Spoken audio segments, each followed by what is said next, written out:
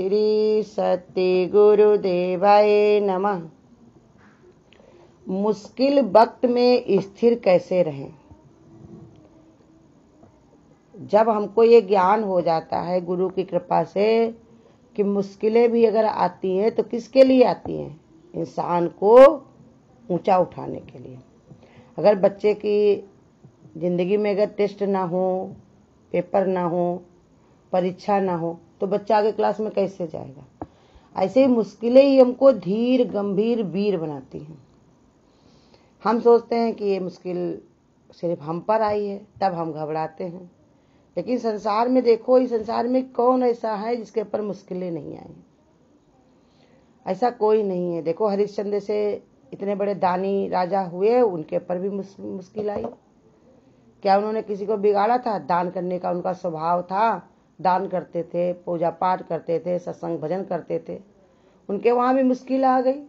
भगवान को परीक्षा लेनी थी तो देखो कैसे दुर्वासा ऋषि को भेजा उनके पास में सपने में ही, तो उन्होंने सब राजपाट उनसे मांग लिया। मुसीबत आई तो क्या मुसीबत में वो हिले थे? राजपाट को दे दिया राजा को, राजा ने अपना गुरु को। उसके बाद उन्होंने कहा दक्षिणा हमको चाहिए, उसके लिए अपनी रानी को भेज दिया, अपने पुत्र को भेज दिया, अपने आप खुद ही बिक गए। तो क्या वो मुसीबत के बाद उनका नाम कहीं चला गया? भले को उनको परेशानी हुई जिंदगी में, ऐसा नहीं है कि हुई नहीं होगी। जिस समय वो चल रहा होगा उनका समय, तो कितनी समस्या रही होगी, कितना क्या क्या सोचे होंगे वो भी, उनकी रानी भी, बच्चे भी। ना उनकी रानी ने भी कहा कि हमको तुम क्या इसके लिए लाए थे, बेचने के लिए? या पुत्र ने भी उनसे लड़ाई करके नहीं कहा कि हमको जन्म दिया तो हमसे पूछ लो पहले, जैसे आज के संतान कहती हैं कि कोई काम करना हो तो पहले हमसे पूछ लो, तब हमसे कहो, हमारा फैसला क्यों लेते हो। तो अगर उन्होंने मुसीबत में अगर अपना धर्म नहीं छोड़ा, अपने कर्तव्य को नहीं छोड़ा, तो देश संसार आज किससे उनको जानता है बताओ? धर्मात्मा के नाम से, बहुत बड़े दानी के नाम से, सत्य पर चलने वाले के नाम से। देखो राम को ही रख लो, राम को परेशानी आई थी, क्या उन्होंने कहा था? लेकिन कैसा समय आया, कहाँ राज्य उनका राज मुकुट रखना जा रहा था, कहाँ उनका राजा अभिषेक होने जा रहा था, राजा बनने जा रहे, तो कहाँ कहाँ जाना पड़ा उनको वन को। लेकिन वो क्या घबराए? उन्होंने कहा वही पुत्र भाग्यवान है जो अपने माता पिता का आज्ञाकारी है। तो आज संसार उनको कैसे कहता है? पुरुषोत्तम के नाम से, मर्यादा पुरुषोत्तम के नाम से उनको जानता है। ऐसे ही परेशानियां जो होती हैं हमको ऊंचे उठाने के लिए आती हैं। जितनी भी समस्या हैं हमको आगे बढ़ाने के लिए, ऊंचे उठाने के लिए, हमको धीर और गंभीर बनाने के लिए आती हैं। जो परेशानियों में हिम्मत नहीं हारता वही जंग को जीत पाता है। देखो राजा महाराजा होते थे, कितनी जंगों से लड़ते थे, कहाँ कहाँ बताया कि ऐसे ऐसे राजा हुए, 18 बार हारे। और उसके बाद भी उन्होंने चींटी से शिक्षा ली कि वो दीवार पे चढ़ रही थी, गिर रही थी, चढ़ रही थी, गिर रही थी, लेकिन उन्होंने हिम्मत नहीं हारी और राज्य उन्होंने जीत लिया अपने युद्ध को। ऐसे ही बता रहे कि जो संसार में देखो कि तुम अपने को ही मुश्किल में समझते हो, मुसीबत में समझते हो, लेकिन संसार में देखो लोगों के पास कितनी कितनी मुसीबतें हैं, कितनी कितनी समस्याएं हैं। किसी के पास खाने को नहीं, किसी के पास रहने को नहीं, कोई सुनने वाला नहीं, कोई पूछने वाला नहीं, शरीर वो भी नहीं स्वस्थ है, कोई देखने वाला नहीं, कोई बताने वाला नहीं, ज्ञान देने वाला नहीं, समझाने वाला नहीं। लोगों का गम देखा तो मैं अपना गम भूल गया। दुनिया में कितना गम है, अब मेरा गम कितना कम है। हम पर तो भगवान लोगों की कृपा है, हम लोगों के ऊपर भगवान की बहुत बड़ी कृपा है, क्योंकि गुरु का ज्ञान है।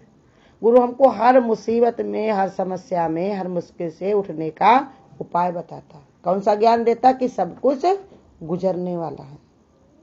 एक जो राजा थे, उन्होंने कोई गलती नहीं की थी, लेकिन दूसरे देश के राजा ने उन पर आक्रमण करके उनको जेल में डाल दिया। वो गुरु शरण में जाया करते थे हमेशा।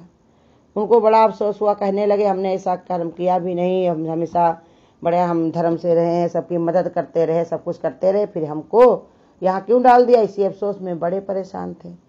बहुत सारे लोग उनको मिलने वाले आते, कहीं उनके पास मिठाई ले आते, कोई खाने का ले आता, कोई पोशाकें ले आता, कोई फूल ले आता, तरह तरह के गिफ्ट लेके सब लोग मिलने आते थे उनके पास में।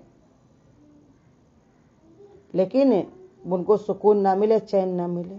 एक बार क्या किया, गुरु का शिष्य मिलने आया, जो उनके गुरु थे उन्हीं का शिष्य मिलने आया। तो गुरु ने क्या किया, एक कागज पर छोटा सा शब्द लिख करके उनके पास भेज दिया। उसमें लिखा था कि सब कुछ गुजरने वाला है, सब कुछ गुजरने वाला है। जैसे उन्होंने पढ़ा और कूद कूद के वो खुश हो गए कि ये दिन हमारा रहेगा नहीं। ऐसे मुश्किलें भी आती हैं, वो हमेशा रहने वाली नहीं है।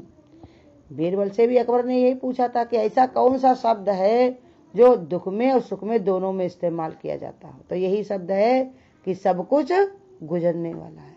चाहे जितनी बड़ी खुशी हो, चाहे जितना तुम इंतजाम कर रहे हो, लेकिन वो भी घड़ी आएगी और गुजर जाएगी। और चाहे जितना बड़ा कोई दुख हो, कितनी भी बड़ी मुश्किल हो, लेकिन वो भी एक न एक दिन गुजरेगी जरूर। जो एक घबराता नहीं है, परेशान नहीं होता है, तो भगवान ने कहा वही इसको महसूस कर पाता, जान पाता है कि ये जो परेशानियां आती, जो मुश्किलें आती हैं, हमको ये सिखाने के लिए आती हैं कि किसी के ऊपर अगर मुसीबत पड़ती है तो उसको कैसा लगता है। एक राजा जो थे, तो उनका पुत्र जो था वो गुरु के पास पढ़ने के लिए भेजा। गुरु के पास में वो पढ़ने जा रहे थे। उनकी सारी शिक्षाएं धीरे धीरे सब गुरु उनको सिखा रहे थे, बता रहे थे। धीरे धीरे उनको सब पूर्ण हो रही थी। एक दिन क्या हुआ, गुरु ने संदेशा भिजवाया कि तुम्हारा राजकुमार अब पूरी तरह से तैयार हो गया है, अब इसको जो है ले जाओ। राजा को जैसे ही पता चला कि हमारा पुत्र आने वाला है, उसने सब महल को सजवा दिया, सब भंडारे होने लगे, बढ़िया बढ़िया गीत मंगल होने लगे, सब तैयारी होने लगी। राजा ने कहा अपने राजकुमार को हम लेने के लिए स्वयं जाएंगे। राजा स्वयं चल करके वहां पहुंचे, जा करके जहां पर जो उनका पुत्र पढ़ता था गुरु के पास में।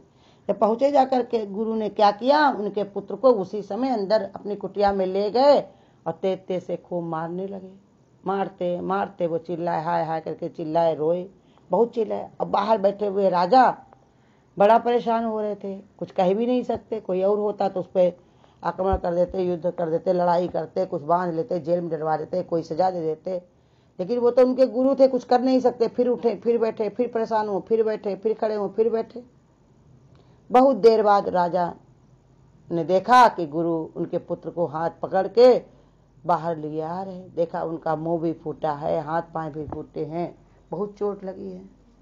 तो कुछ नहीं हुआ, गुस्सा तो उनको बहुत आई, लेकिन फिर भी प्रेम से ही पूछा, गुरु ये क्या किया? हम तो राजकुमार को अपने लेने आए थे, आपने कहा था कि सारी शिक्षा पूरी हो गई, हम लेने आए थे, अब आपने ये क्या किया? इनको अपने हाथों से ही मारा पीटा। तो गुरु ने कहा हाँ, सारी शिक्षा इनकी पूरी हो गई थी, बस यही शिक्षा इनको बाकी थी कि अब कभी भी किसी को ये मारेंगे या किसी को सजा देंगे तो इनको ये दिन अपना याद रखना चाहिए कि कोई भी दर्द होता, कोई को परेशानी होती है तो कैसा लगता है, किसी को मारा जाए पीटता। जब एक बार ये इतनी मार खा चुके तो दूसरे पर हाथ उठाने के टाइम ये डरेंगे। इसलिए बता रहे कि सब गुरु जो होता है हर एक शिक्षा दे देता है। ऐसे हमारे गुरु सिखाते हैं कि मुश्किलों से कौन लड़ता है? जिसके अंदर हिम्मत होती है, जिसके अंदर धीरज होता है। तो वैसे तो बहुत सारे लोग हैं, कोई फांसी लगा लेगा, कोई लटक लेगा, कोई भाग जाएगा, कोई लड़ाई करेगा। और कहा भी है, देखो सच्ची पत्नी का पहचान कब होती? मुसीबत के टाइम, जब पति के पास कोई पैसा ना हो और कोई मुसीबत आई हो, सच्ची पत्नी वही है। ये नहीं है कि संसार में घूमना फिरना टहलना। मित्र को भी बताया, सच्चा मित्र वही है जो मुश्किल में तुम्हारे कंधे से कंधा जोड़ के खड़ा हो। ऐसे ही भगवान बताया कि ये मुश्किलें जो होती हैं मुझे परख देती हैं कि हम जाने इस बात से कि हमारा कौन अपना है, कौन पराया है। देखने में तो बहुत सारी भीड़ रहती है हमारे साथ खड़ी हुई है, लेकिन मुसीबत के टाइम पर हमारे साथ में कौन खड़ा रहता है। तो ऐसे ही हमको भगवान ने कहा, जब विचार हमारे अंदर ऐसे आए कि हमको भगवान ने ये देखो, गुरु कहते तपस्या का दी है। गुरु कहते मांगने कभी मत जाना तपस्या, लेकिन अगर कोई मुश्किल आ जाए तो उसको तपस्या ही समझना, उसको तपस्या ही समझना कि हम बाहर तपस्या करने तो नहीं गए जंगल में, लेकिन अब हमारे जिंदगी में, हमारे कर्तव्य में अगर कोई समस्या आई हुई है तो इसको हम तपस्या समझ करके कार्य को करेंगे। क्योंकि अब भगवान ने हमको मौका दिया है, हमको इससे भगवान ने कहा जीतना है समस्याओं को। जब तुम ही समस्या को नहीं जीतोगे, मुश्किलों को नहीं जीतोगे, तो दूसरों को कैसे तुम बता पाओगे, कैसे समझा पाओगे। इसलिए भगवान बताते हैं कि मुश्किलें हमको कभी भी गिराने के लिए नहीं आती हैं, उठाने के लिए आती हैं। इंसान के अंदर शिक्षा आ जाती है, समझ आ जाती है कि जब इंसान कोई मुश्किल में पड़ता है फिर उससे निकल जाता है, तब उसको क्या है, समस्याएं उसको चूरन लगने लगती हैं।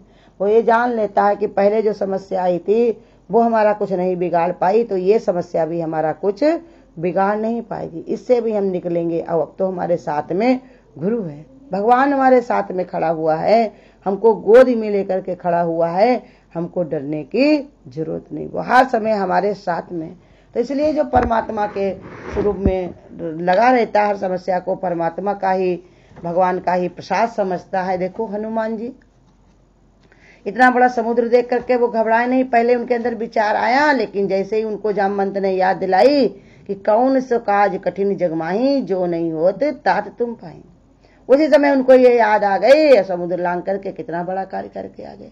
ऐसे ही जो समस्याएं आती हैं तो गुरु का ज्ञान हमको याद दिलाता है कि इस समस्या को तुम अगर लड़ न पाते तो भगवान तुमको कभी नहीं देता। इस समस्या को तुम लड़ सकते हो, इसीलिए भगवान ने दी। देखो बच्चे रहते हैं तब तक छोटे रहेंगे, तब तक की पतली पतली किताबें होंगी, थोड़े और बड़े क्लास में जाएंगे थोड़ी और मोटी होंगी, ज्यादा ऊंचे क्लास में जाते हैं और मोटी होती हैं। ऐसे ये जिंदगी का हमको फलसफा यही है कि जितनी जितनी हम समस्या सह सकते हैं उतने उतना हमको भगवान हमारी करवाता रहता है। और ये समस्याएं हमको कभी नीचे गिराती नहीं है, हमेशा उठाती ही है। गिरना हमारी काम नहीं, उठना मेरी शान, चलना मेरी शान। ये समस्याएं आएंगी, लड़खड़ाते हम दिखाई पड़ते हैं, लेकिन भगवान अपने भक्तों को गिरने नहीं देते। कहते इसलिए अपने गुरु ने अपने शिष्यों को क्या बताया, अनल के पक्षी, अनल का जो पक्षी होता है वो अपने अंडे को नीचे फेंकता है, लेकिन अंडा जब 1 बित्त ही 2 बित्त ही दूरी रह जाती धरती की, तभी वो फूटकर उड़ने लगता, जमीन में नहीं गिरता है। ऐसे ही गुरु कहते समस्याएं आती हैं, लगता है हिल जा रहे हैं हम, लेकिन भगवान हमको गिरने नहीं देता, वो खुद ही आकर के हमको संभाल लेता है। अगर आपको आज की वीडियो अच्छी लगी हो तो वीडियो को लाइक और शेयर करना ना भूलें। आगे की वीडियोस देखने के लिए चैनल को सब्सक्राइब करें और नोटिफिकेशन बेल को ऑन करें।